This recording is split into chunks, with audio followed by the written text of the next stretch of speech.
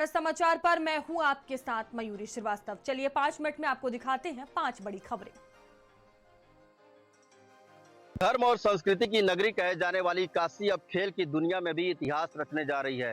वाराणसी में पहली बार नेशनल स्तर के खेल प्रतियोगिता का आयोजन किया जा रहा है और बड़ी बात यह है कि प्रधानमंत्री नरेंद्र मोदी ने खुद 72वें नेशनल वॉलीबॉल चैंपियनशिप का उद्घाटन किया। इस दौरान उत्तर प्रदेश के मुख्यमंत्री योगी आदित्यनाथ और उत्तर प्रदेश सरकार में डिप्टी सीएम ब्रजेश पाठक खिलाड़ियों के उत्साहवर्धन के लिए सिगरा स्थित स्पोर्ट्स कॉम्प्लेक्स में मौजूद रहे। इस प्रतियोगिता की अगर बात कर ले तो इस प्रतियोगिता में कुल देश के अलग अलग राज्यों से 58 टीमें हिस्सा ले रही हैं। 11 जनवरी तक इस प्रतियोगिता का आयोजन किया जाएगा और इसके साथ ही 1200 से अधिक जो खिलाड़ी हैं वो अपना दमखम दिखाएंगे।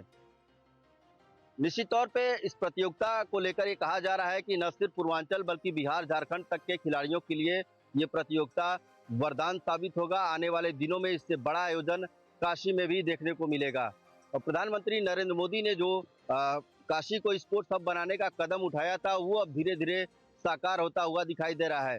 काशी न सिर्फ घाट और संस्कृतियों के लिए जानी जाएगी बल्कि अब स्पोर्ट्स के नाम से भी काशी को जाना जाएगा।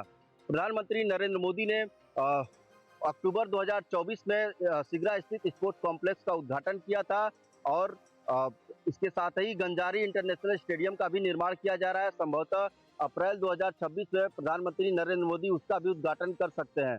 तो कहीं ना कहीं ये माना जा रहा है कि खेल के प्रति जो युवा है उनका रुझान देखने को मिला है और आने वाले दिनों में न सिर्फ शहर बल्कि गांव के भी जो खिलाड़ी हैं उनको एक प्लेटफॉर्म मिलेगा। जिस पुलिस को मित्र पुलिस का संदेश देना है वही पुलिस ये सब भूल के लगातार थाने और चौकियों में लोगों को थर्ड डिग्री दे रही है, जिससे लगातार पुलिस पर कई गंभीर सवाल उठ रहे हैं।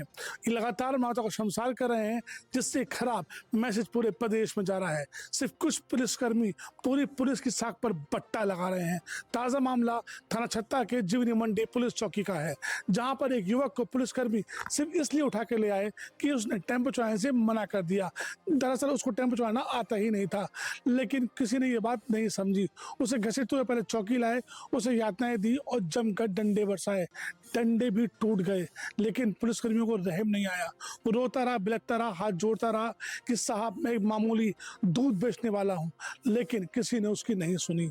उसके पैर के अंगूठे का नाखून तक उखड़ गया, खून ही खून चौकी में हो गया। तब भी इनका दिल में तरस नहीं आया, इनको रहम नहीं आया। ये लगातार उसको पीटते रहे। हद तो तब हो गई जब इन लोगों ने इसका शांति भंग में चालान भी कर दिया, क्योंकि अपने को बचाना भी तो था। लेकिन कहते हैं ना कि ऊपर वाले की लाठी में देर है लेकिन अंधेर नहीं।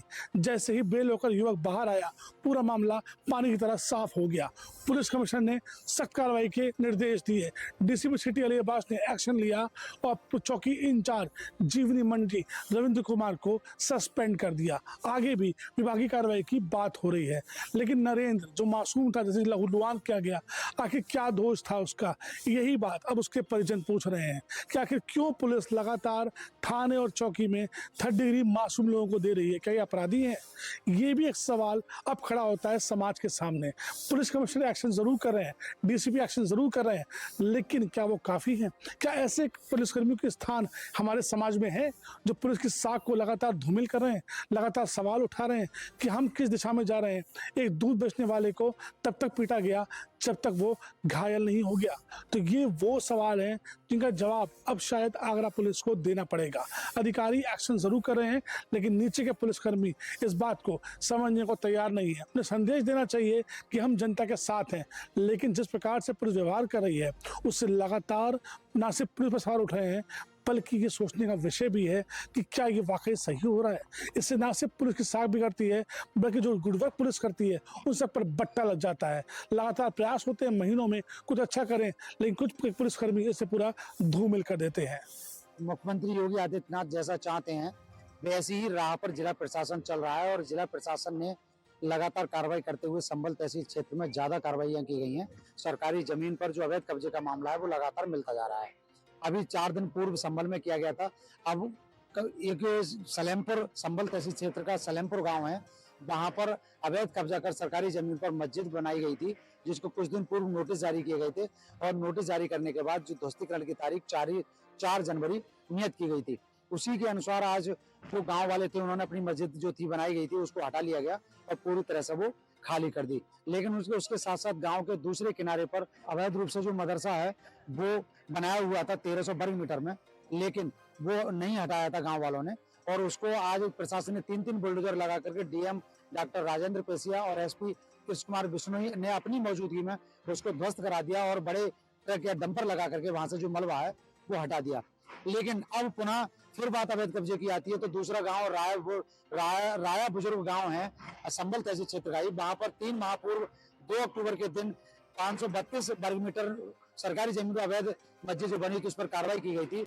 लेकिन ये लोग याचिका दायर करने न्यायालय गए और वहां से याचिका खारिज हो गई। तो आज पुनः प्रशासन 2 बुलडोजर लेकर के वहां पहुंचा है और उसने उसको मस्जिद को ध्वस्त करने की कार्रवाई जारी की है। अब सबसे बड़ा सवाल यह है कि जो तत्कालीन सरकार हुआ करती थी उनके समय में कितना संरक्षण प्राप्त था, जो हजारों वर्ग मीटर जमीनों पर कब्जा किए हुए लोग बैठे हैं। तो आज प्रशासन ने पूरे दिन में 2500 से 3000 वर्ग मीटर के करीब सरकारी जमीन जो है वो कब्जा मुक्त कराई है। और मौके पर धीरेन्द्र जो प्रताप सिंह है तहसीलदार वो मौजूद है यहाँ पर रायपुर गांव में। उधर जो असमोली थाना है वहां पर डीएम और एसपी कब्जा की जो कार्रवाई है उसका नेतृत्व कर रहे हैं बैठ करके। ग्रेटर नोएडा के एजुकेशनल हब नॉलेज पार्क से एक बेहद हैरान करने वाला वीडियो सामने आया है, जिसमें एक महिला हॉस्टल के बाहर कुछ दबंग किस्म के लड़के कार से पहुंचते हैं और वो हॉस्टल के गेट पर तोड़फोड़ करते हैं। इसके अलावा हॉस्टल के बाहर खड़ी एक कार को शीशे को चकनाचूर कर देते हैं। दरअसल ये पूरा वीडियो कुछ दिनों पहले का है, जो कि अब सोशल मीडिया पर वायरल होने के बाद सामने आया है। इस वीडियो के सामने आने के बाद ग्रेटर नोएडा पुलिस भी हरकत में आ गई है और उसने इस सीसीटीवी की जांच पड़ताल की तो उसमें से एक शख्स की गिरफ्तारी की गई है। ये शख्स वोमेश है और ये हरियाणा के चरखी दादरी का रहने वाला है। बताया जा रहा है कि हॉस्टल के ओनर और इन लड़कों के बीच में किसी पुरानी बात को लेकर के विवाद हो गया था और उसी के बाद ये पूरा घटनाक्रम सामने आया है। वीडियो में लड़कियां बेहद असहज और असुरक्षित महसूस करते हुए डरी और सहमी नजर आ रही हैं। इस पूरे घटनाक्रम में कई और आरोपी हैं जिनकी गिरफ्तारी होना बाकी है, लेकिन इन सबके बीच एक बड़ा सवाल ये खड़ा हो गया है कि आखिर ऐसे सेफ इलाकों के अंदर भी जब खुलेआम गुंडे दबंगई करेंगे तो फिर आम लोगों की क्या बिसात है। यानी महिलाओं की सुरक्षा के भले दावे किए जाते हों, लेकिन जब महिला हॉस्टल के बाहर एजुकेशनल हब के भीतर इस तरीके की तस्वीरें बेहद हैरान करने वाली हैं। शामली की झिंझाना पुलिस ने अवैध रूप से संचालित गन्ने के खेत में एक बड़ी तमंचा फैक्ट्री का भंडाफोड़ किया है। पुलिस ने मौके से 2 शातिर अपराधियों को भी गिरफ्तार किया है जो लगातार अवैध तमंचों का निर्माण कर रहे थे। पुलिस ने मौके से तमंचा बनाने के उपकरण और 40 तमंचे बरामद किए हैं, जिनमें करीब 22 तमंचे पूरी तरीके से तैयार हैं और बाकी अध बने हुए तमंचे हैं। पंचायत चुनाव को लेकर के ये बड़ी फैक्ट्री संचालित की जा रही थी। पकड़े गए अपराधियों ने पुलिस पूछताछ में ये भी बताया है कि उन्होंने अभी तक करीब 1 दर्जन से ज्यादा तमंचे वो बेच दिए हैं। वो 3000 से लेकर 4000 रुपए में इन तमंचों को बेच देते थे।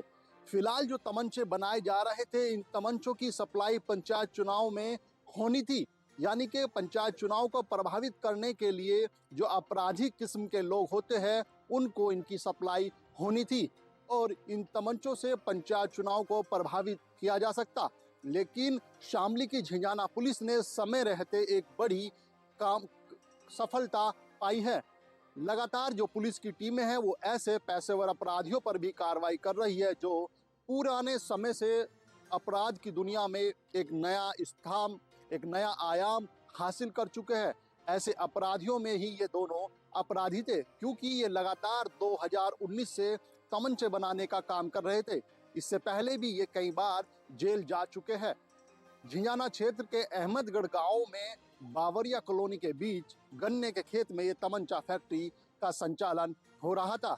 शामली पुलिस अधीक्षक एनपी सिंह ने इस पूरे घटनाक्रम का प्रेस कॉन्फ्रेंस करके खुलासा किया है।